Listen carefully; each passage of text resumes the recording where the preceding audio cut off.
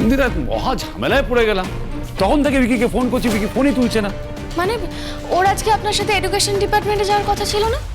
সেটাই তো, কালকে রাতে কথা হলো ওর সাথে, সবকিছু ও বললো আমার সঙ্গে যাবে। এখন সকালবেলা আমি সমস্ত ফাইলপত্র রেডি করে ফোন করে যাচ্ছি, সে ফোন তুলছে। আপনি সোহানা ম্যাডামকে ফোন করেছিলেন? করেছিলাম, মাম্মাম বললো ও ওখানে নেই, নাকি সকালবেলা বেরিয়ে গেছে কোথাও।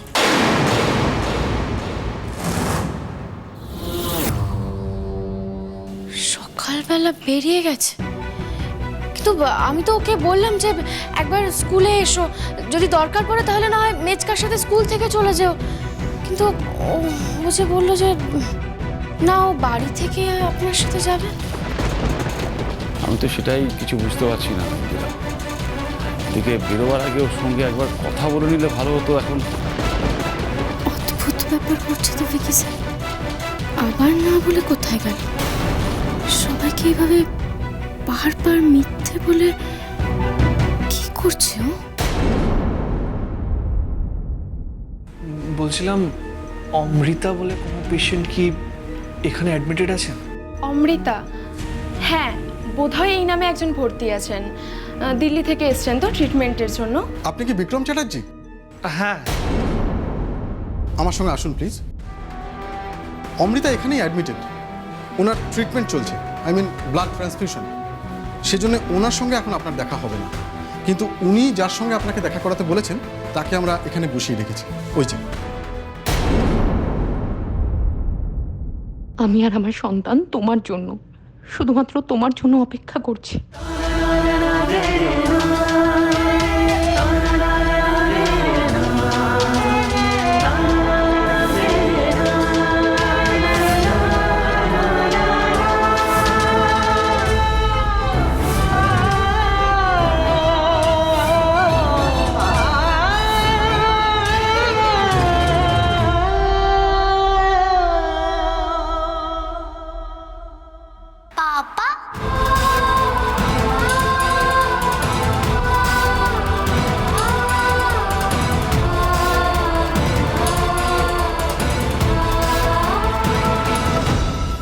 হ্যাঁ ইন্দিরা, বলো। বলছি সোহানা ম্যাডাম, ভিকি স্যার বেরোনোর আগে আপনাকে কিছু বলে গেছে? না, আমাকে তো কিছু বলেনি। বললো একটা ইম্পর্টেন্ট কাজ আছে, সেই জন্য বেরোচ্ছে। দরকারি কাজ? আর কিছু মানে আর কিছু বলেনি? না, সেরকম তো কিছু বললো না। তবে হ্যাঁ, আমি ওকে জিজ্ঞাসা করলাম যে স্কুলটা নতুন করে শুরু করছিস, মেজকাকে নিয়ে তো তোর এডুকেশন ডিপার্টমেন্টে যাওয়ার কথা, যাবি না? কি বললো শুনে? ও তো বললো মেজকাকে বল, মেজকা নাকি এইসব হ্যান্ডেল করে নেবে। জানি না, ও বললো কি ওর ইম্পর্টেন্ট কাজ আছে, ওখানে কি বেরোতেই হবে। আমি বারবার জিজ্ঞাসা করলাম কি হয়েছে, আমাকে বল বল কি হয়েছে, কিন্তু আমাকে ও কিচ্ছু বললো না। ইন্দিরা, হ্যাঁ? আমার নাম কেন জানি না একটা টেনশন হচ্ছে। আমি জানি না, আমার মনে হচ্ছে ও যেগুলো আমাদের বলছে ওগুলো ঠিক বলছে না, জানো। ওর নিশ্চয়ই কোনো একটা প্রবলেম হচ্ছে, যেটাও আমাদের কাছে শেয়ার করতে পারছে না। হ্যাঁ সোহানা ম্যাডাম, এটা না আপনি একদম ঠিক বলেছেন। আমারও মনে হচ্ছে হয়তো কিছু একটা গন্ডগোল হয়েছে। মানে ভিকি স্যার তো এরকম আমার মিথ্যা কথা বলার মানুষ না। আর দেখছে আমরা ওইদিকে সমস্যার মধ্যে আছি, তাই হয়তো কিছু বলছে না, বা হয়তো নিজে থেকে সবটা সামলানোর চেষ্টা করছে। বলছি, এর মধ্যে তোমার সাথে কথা হয়েছে? না, কথা হয়নি। আমি অনেকবার ফোন করেছি, ফোনে পাইনি। তাছাড়া শুধু আমি কেন, মেজকাও অনেকবার ফোন করেছে, মেজকার ফোনও ধরছে না। সোহানা ম্যাডাম, একবার ভিকি স্যারের সাথে কথা বলা দরকার। তুমি একদম চিন্তা করো না, ভিকি বাড়ি ফিরুক, আমি ওকে সব কিছু জিজ্ঞাসা করব। তুমি মেজকাকে একবার বলো যে যা কাজ আছে ওর জন্যে অপেক্ষা না করে সেগুলো করে নিতে, কেমন? বলছি। মেজকা,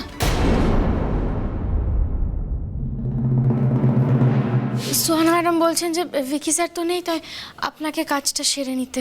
স্পিকার দাও। মামাম বলছি কি, আমাদের তো এটা জানতে হবে ভিকি কোথায়, মানে কিভাবে আছে, কোথায় আছে, কোনো ক্রাইসিসের মধ্যে আছে কিনা। মানে ও যতক্ষণ না ফোনটা করছে ততক্ষণ তো দুশ্চিন্তা লেগেই থাকবে আমাদের। সোহানা ম্যাডাম বলছি, আপনি যদি কোনোভাবে যোগাযোগ করতে পারেন ভিকি স্যারের সাথে, সাথে সাথে জানাবেন কিন্তু। আর আমরা চেষ্টা করছি এদিকে। ফোন করো। হ্যাঁ ঠিক আছে, কিন্তু তোমরাও যদি ওর কোনো খোঁজ পাও, যোগাযোগ করতে পারো, আমাকে কিন্তু জানাবে প্লিজ। হ্যাঁ, রাখছি তাহলে। মেচকা, আমি নিশ্চিত যে ভিকি স্যার কোনো না কোনো প্রবলেমের মধ্যে নিশ্চয়ই আছেন। আচ্ছা ইন্দিরা, তুমি আমাকে বললে কি দিল্লি গেছে না? হ্যাঁ, ওই তো কোন ব্যবসায়ী বন্ধুর কাছ থেকে নাকি টাকা আনার আছে। মানে ইনভেস্টার? না না, কোথাও একটা গন্ডগোল হচ্ছে। আমাদের ফিউচার ড্রিম স্কুলের যে কটা ইনভেস্টার রয়েছে তাদের মধ্যে কেউ দিল্লিতে থাকে না। একজন আছেন, তিনি আগ্রায় থাকেন। তাহলে ভিকি স্যার দিল্লি গেল কেন? এক রাতের মধ্যে হোটেলের থেকে আবার ফিরেও এলো। এখানেও তো মিথ্যে কথা। কি যে করি আমি কিচ্ছু বুঝতে পারছি না, কিচ্ছু না।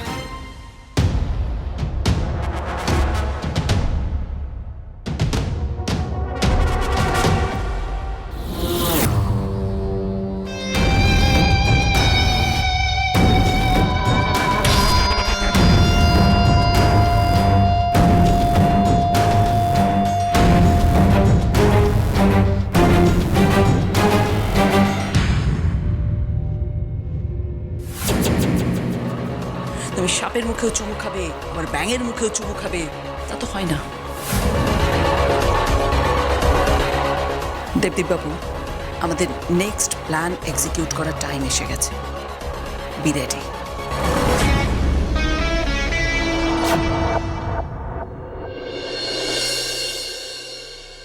Finally, I have told mom so many times that I want to see my papa. But mom always তোমার ফটো দেখাতো আর বলতো papa will come. I wanted to talk to you, papa, but mama never called you. How did you know I was here? Mom told you.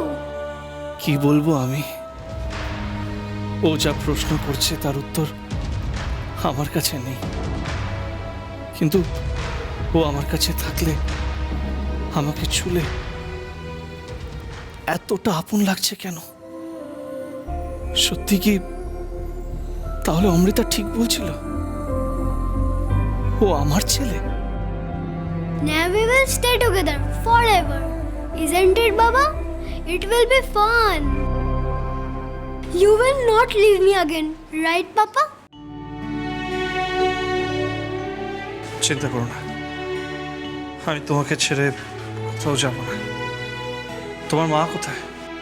মম ওই ক্যাবিনেটে doctor আঙ্কেলরাও আছে, ওখানে treatment হয়। After that when mama gets well we will all go home. Amrita madam ওই কেবিনে আছেন। আসলে ওনাকে একটু স্পেশালভাবে কেয়ার করা হচ্ছে। উনি তো ব্লাড ক্যান্সারের পেশেন্ট, ওনার ইমিউনিটি পাওয়ার এমনিতে খুব কম। আশা করি আপনি সবটাই জানেন। আসুন আমার সঙ্গে।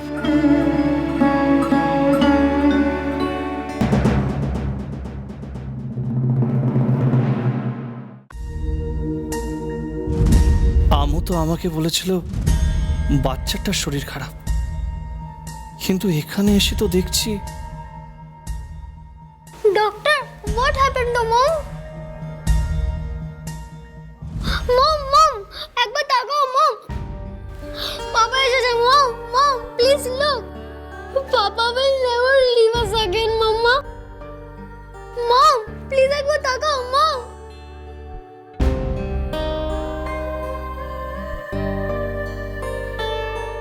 আর্লি স্টেজে ধরা পড়েছে বলে সার্ভাইভালের সম্ভাবনা আছে, কিন্তু আপনি তো জানেন এই সব কেসে কখন কি হয় কিছু বলা যায় না।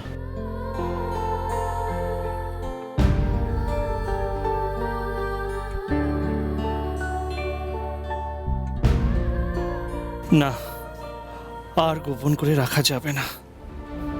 যত তাড়াতাড়ি সম্ভব সবটা ইন্দিরাকে জানাতে হবে। আর কোনো উপায় নেই, এই সত্যিটাকে লুকোনোর ক্ষমতা আমার আর নেই।